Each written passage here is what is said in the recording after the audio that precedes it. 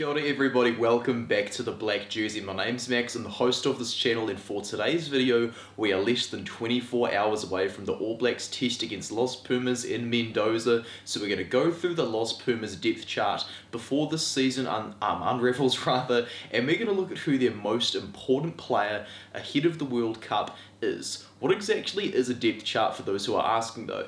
As we can see, this is my opinion of what an ideal depth chart looks like.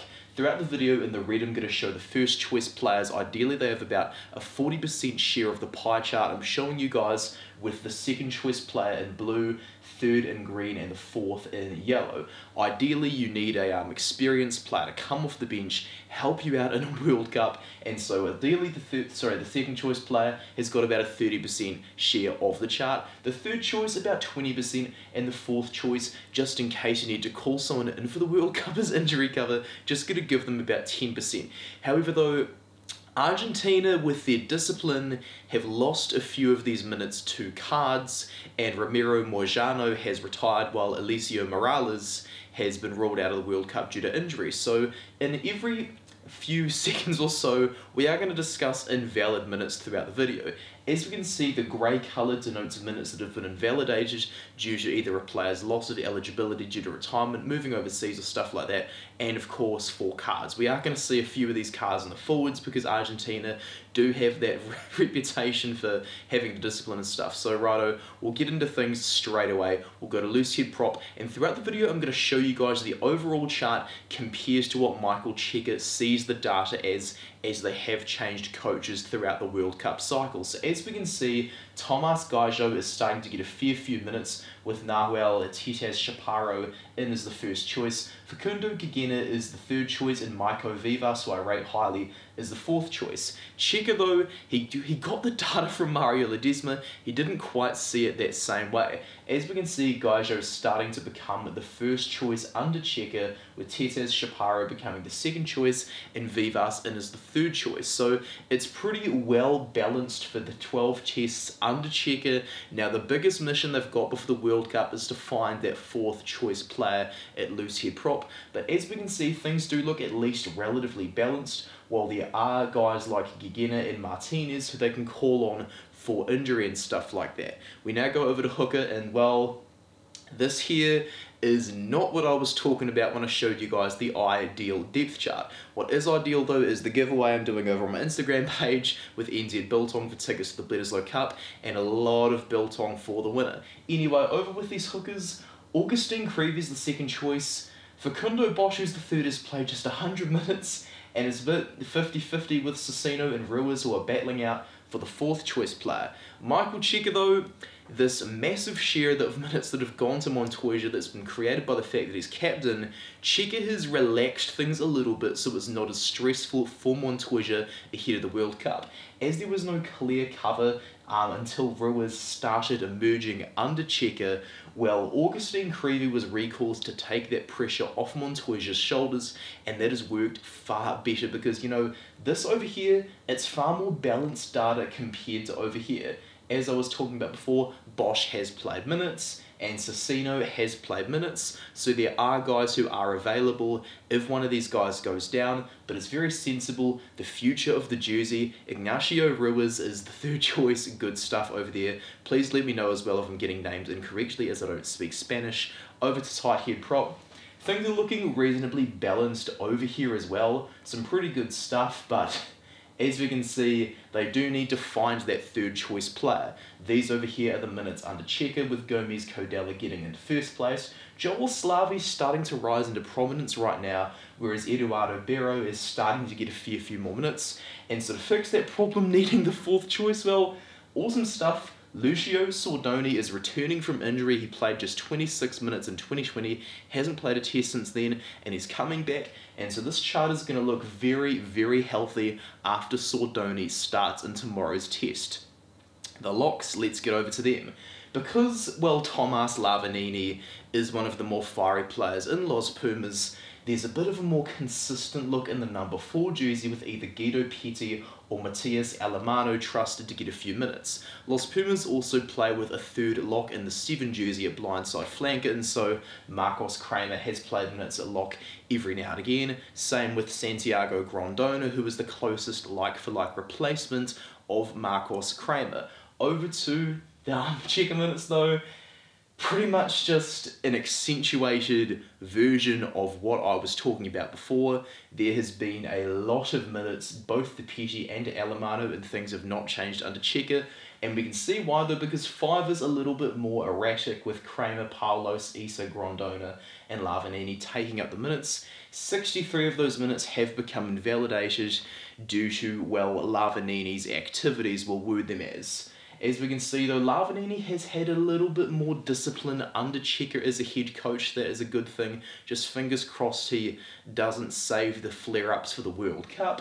As we can see, Paulos does need a few more minutes though, because the data towards Lavanini is a little bit distorted, but you know, if he is to get suspended or something, that's a huge share of data to lose. Fingers crossed everything's going to go alright. Now we're going to move over to blindside flanker. For those who aren't familiar, South Africa, France and Argentina, they put a blindside flanker in the 7 jersey, as we all know, thanks to Peter Steph Dutoy. And so Marcos Kramer, who I mentioned before, he is the guy that's been doing this. They've started as 2 blindside flankers in their starting lineup throughout this World Cup cycle a fair bit, and so while Kramer's out there going for Matera and Juan Martin Gonzalez there to start 2 open sides, the backups, not entirely sure what's going on there though. Facundo Issa, who prefers playing number 8, has played the 2nd most minutes. Grondona, the like-for-like replacement, the closest possible of Kramer, is the 3rd choice. Things are a bit messy all the way up through here, as we can see, because a lot of these Los Pumas players can play pretty much anywhere. They can play 4, 5, 6, 7 and 8, and so their minutes are very sporadic all across the jerseys due to appearances off the bench. As we can see, it's a bit more of the same, like Lucas Paulos, who was normally a lock, getting minutes at blindside, a few invalid minutes thanks to Kramer's red card against Ireland. And of course, Kramer has a 74% share of the chart. So luckily, even though he is suspended right now, it's a similar case to Lavanini. At least they're preserving him for the World Cup. Issa, it will be good to see him get a few more minutes though, because, you know, as we're about to see it, you know, number 6 over at open side, there's been a bit of a funny old thing. As we can see, Grondona has come on, played minutes over here, and they've been fielding 2 blind sides every now and again. Obviously, Juan Martin Gonzalez and Pablo Matera were going to have duopoly off this jersey, off the number 6 jersey, so good on them for starting 2 open sides this weekend, and it's good to see Checker correcting those mistakes that he made with Australia, as I've said many a time.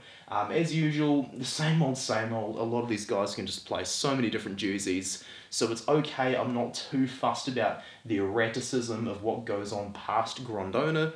The minutes under Checker though, with Matera moving to number 8, this is where the vast majority of Gonzalez's minutes have been coming from. And so, although that looks pretty dodgy, it looks pretty balanced over here. So overall, this here, it's not too bad of a picture, everybody.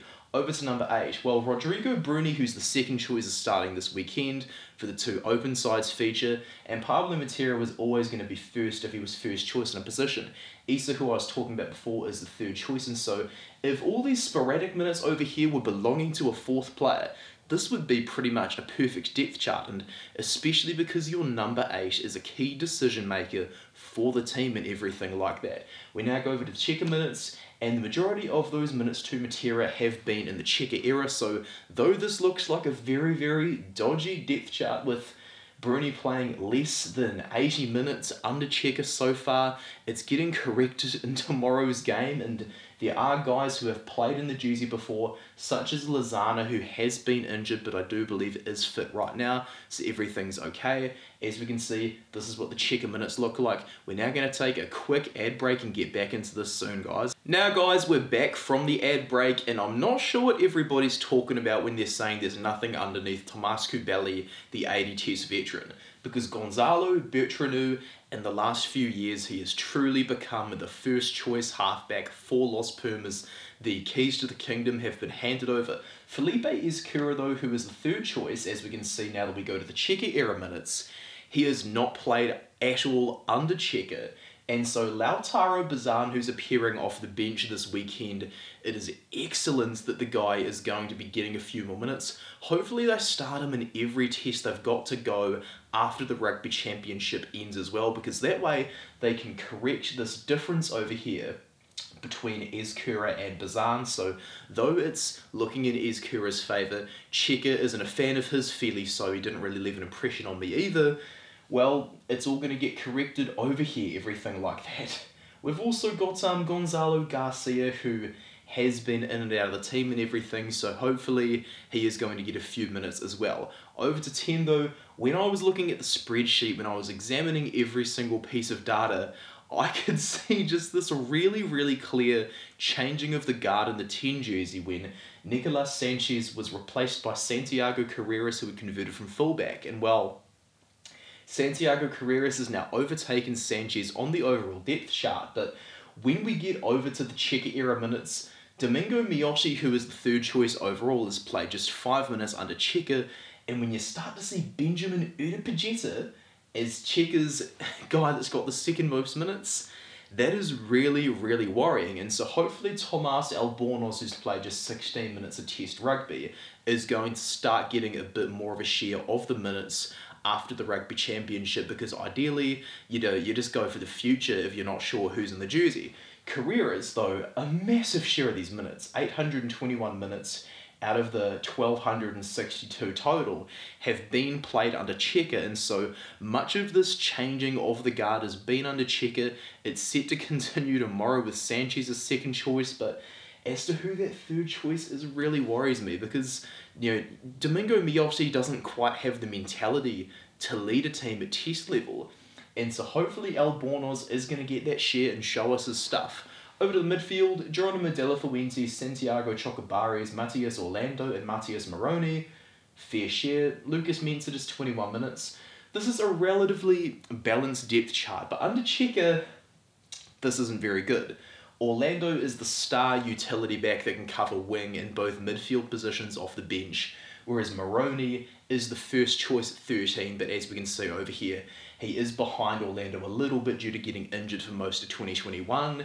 De La Fuente doesn't really have a specialist player to back him up under Cheika, as Chocobares was injured last year, and so Lucio Cinti, who normally plays 13 in the wing, he is starting at 12 tomorrow evening.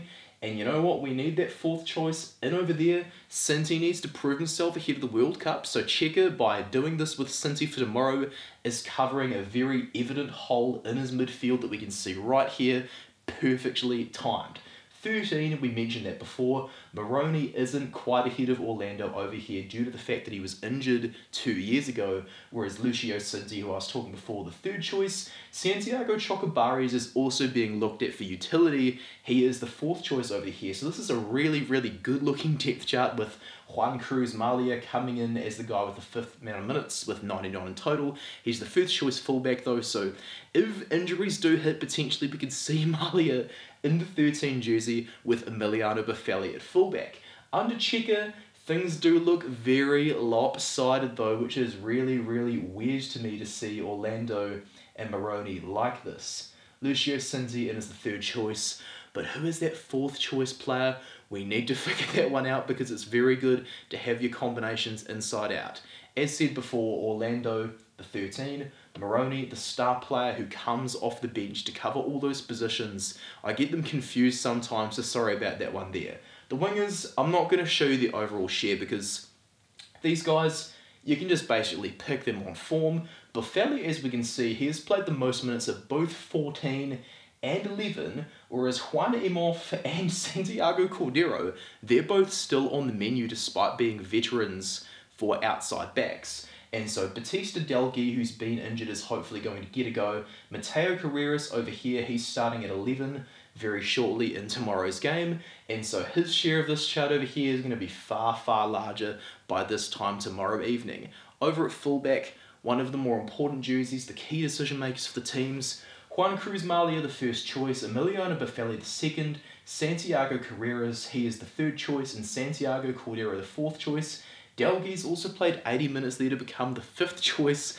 This is genuinely just a perfect depth chart, and it's really wholesome. It just like warms my heart a lot and stuff like that to see. A lot of those minutes though to Cruz Malia, 82% of the minutes, 82.9% I should say, have been under Cheika.